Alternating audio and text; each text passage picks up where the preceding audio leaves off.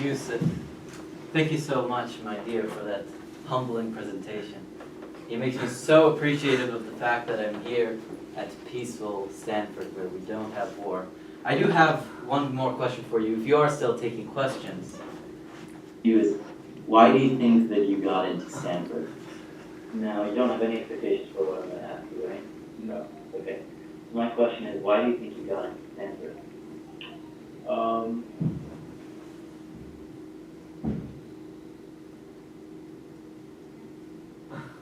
Because Why do you think that you got into Stanford?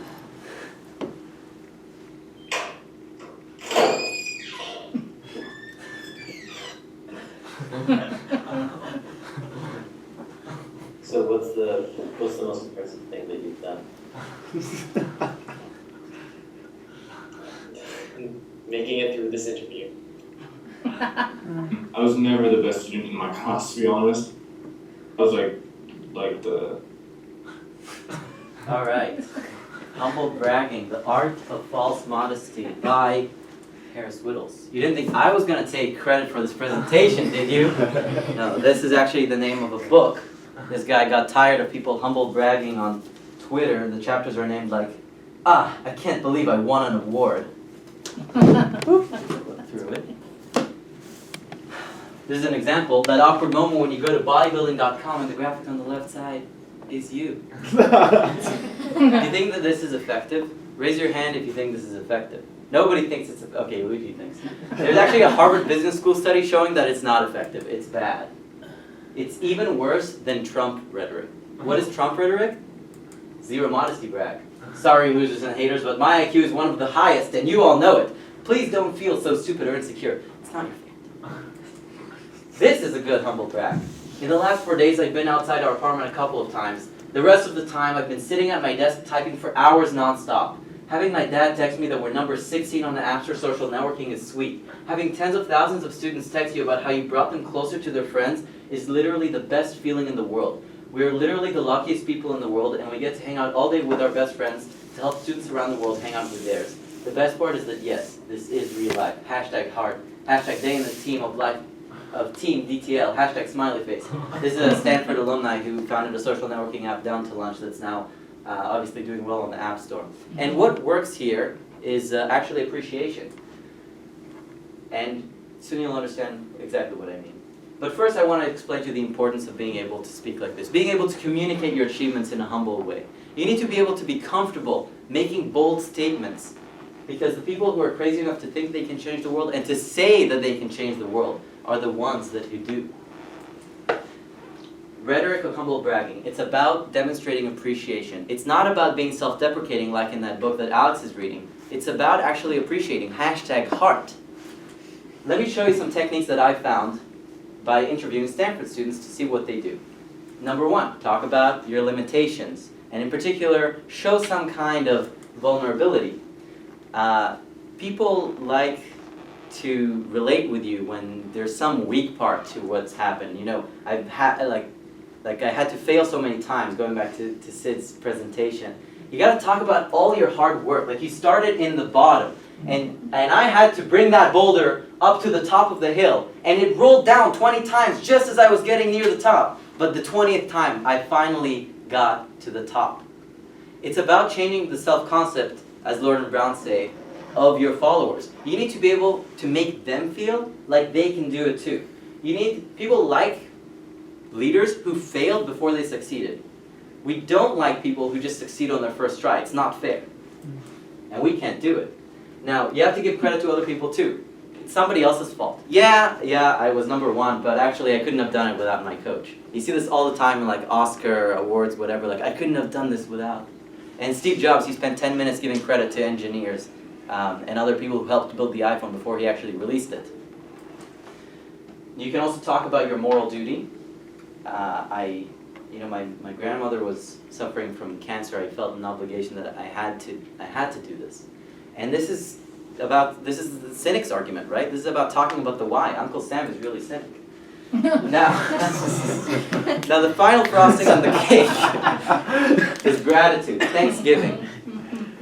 I'm so thankful that I managed to get this award. I'm so happy. I'm the luckiest person in the world to be doing what I do. And all of these techniques, I can't cover all of them today in detail, but they all fall in one category that I call appreciation. And appreciation, to me, well, and the dictionary definition, is having a full understanding of the situation. You got to be able to understand all the different perspectives. Let me show you somebody who does not see the whole perspective. Easy for me, and I started off in Brooklyn. My father gave me a small loan of $1 million, and my father gave me a small loan of $1 million. It has not been easy for me, and my father gave me a small loan of $1 million. I came into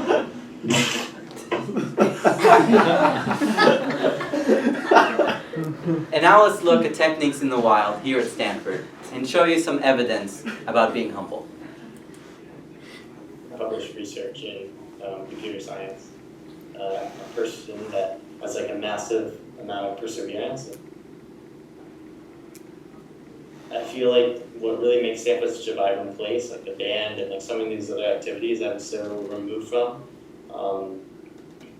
such that if I were an outsider and really trying to make Stanford like the greatest community, I might not choose myself. So what makes Zach humble here is that he can see the full perspective. Yes, he knows that he's a genius, publishes research in computer science, but he also sees places where other members in the community here at Stanford are contributing to the community in ways that he is not, for example, being in the band. And that's what makes him humble. And I want to bring us back to this very classroom. I've heard some humble brags here from time to time. I guess if you're trained to read it, then it makes a lot of sense, so it's straightforward to me. And also, I got in everywhere I applied, so that was really awkward. I've also heard this. My dream is to run for president and win, so I'd like to be the president. But now to give Pablo some credit, he actually, he works to communicate how he feels, and at the end of the day, he is very effective at humble bragging, especially with things that he's, I guess, rehearsed and communicated many times. So I want to show you where Pablo hits it right on the nail in humble bragging. Humbled, very humbling.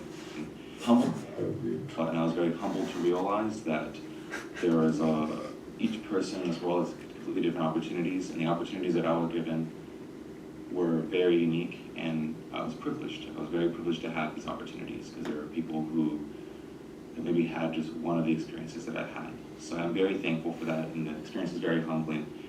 It is my obligation to serve my country to my highest capacity, join the military to defend the world in which I live. However, after only serving 1.5 years active duty, I was humbled to recognize that there is no single world. Rather, there are 7 billion different interpretations of the world. And what I was really fighting for was the right for everyone to coexist within so many interpretations. 7 billion perspectives. That's a full understanding of the situation, right? Now, I asked my improv teacher, Dan Klein, he's a storytelling master, involved with a storytelling project, give workshops on storytelling, improv, and leadership. And he explained a bit of the significance of what does it mean for a leader to be humble? Why can that raise respect or vulnerability? What does it all have to do with this? Does have to have high status. A leader does need to have high status. Fumbling and giving and apologizing and laughing at themselves. They won't inspire confidence. So they do have to be able to carry themselves with high status, but they have to be generous and willing to raise other people's status. They can't look like they are protecting their status just for the sake of protecting their status. You see leaders, really great, generous leaders, get credit for showing vulnerability. They go, oh wow, he's willing to lower his status in front of us. That makes me respect him even more. Now, Dan Klein did go on to tell me that it actually varies from culture to culture. So, this is a global leadership conference, and there is a sense that in American culture you are supposed to toot your own horn. But humility is a choice. Now, you can be a zero-modesty leader like Donald Trump, and you can be on your way to winning the presidency. It's about the culture. Now, we have our own culture here at Stanford. There's a specific culture in Japan. In Japan, you can't accept a compliment. This is a picture of Donald Trump if he was looking a little Asian. And he looks even humble in this photo, more than he usually does. The Stanford culture, I think Stanford culture is about being humble. But again, that is a choice for you to make. And so stand up with me and put yourself in a pose like Sid's pose of like being triumphant. You're a leader, confident leader. And make a choice whether you're a zero modesty leader, whether you're a humble leader. If you're a humble leader, look to your right and look to your left and give credit to the people who are with you for helping you learn throughout this quarter in Power Class. Thank you. And when I say let's change, you say the world. Let's change. The world. Let's change. The world. Let's change. The world. Let's change the world. Thank you.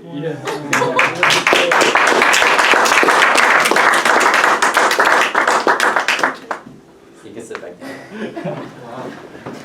down. And I do want to open up for questions, but if you want, I am willing to do some improv bragging for you. Is that something that you would be interested in? Yes. All right. So, and I have a template to help me here. So, can I get a suggestion for what I'm bragging about? As in, like, a friend that's in the freaking, she tells you to go to Stanford, it's weird. You know, to see it? Your Oh, intelligence. Any other suggestions for what I'm bragging about?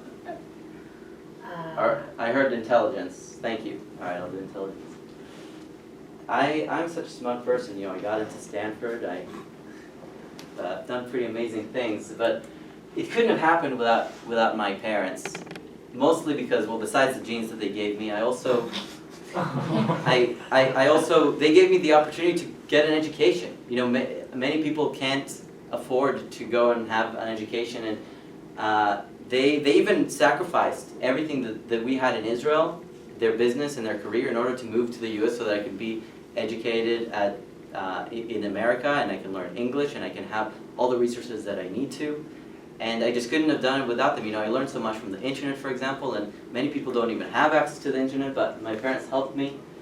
And then also, I've had to work so hard to get to where I am today in terms of my knowledge. I've had to spend so many hours working when I'm absolutely exhausted, trying to do homework, trying to do a math proof, going to like a teacher to help me, and just having a tough time not understanding. I think it was most difficult for me when I just couldn't work so many hours and get so much eye strain, because my left eye is actually completely blind, and it makes it very eye straining for me to do work for more than like an hour or two, reading like normal sized fonts, and sometimes there would be an assignment due the next day, and I just have to stay up until like 3 or 4 a.m. with eye straining work, like sacrificing my vision and letting it deteriorate because I just wanted to get that best grade on that assignment.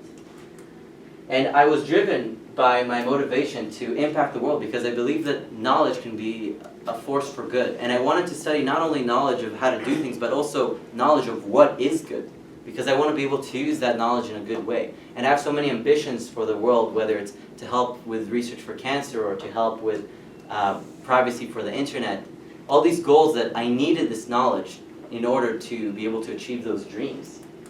And I'm so proud and thankful that I've gotten to where I am today. I'm so proud that I got into Stanford. I had to work so hard to, and I'm so thankful to everybody that's motivated me along the way, and all the friends who showed me that I can keep going even if I fail, and that if you just try enough times, you can eventually succeed.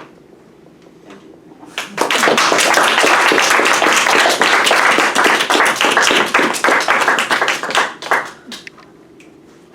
All right, and do you guys have any questions?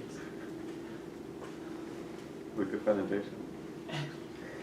Did Pablo know that he was one of the Yes. primary? Yeah. Everybody gets I didn't know how it was going to be used, but I knew I was going to be used.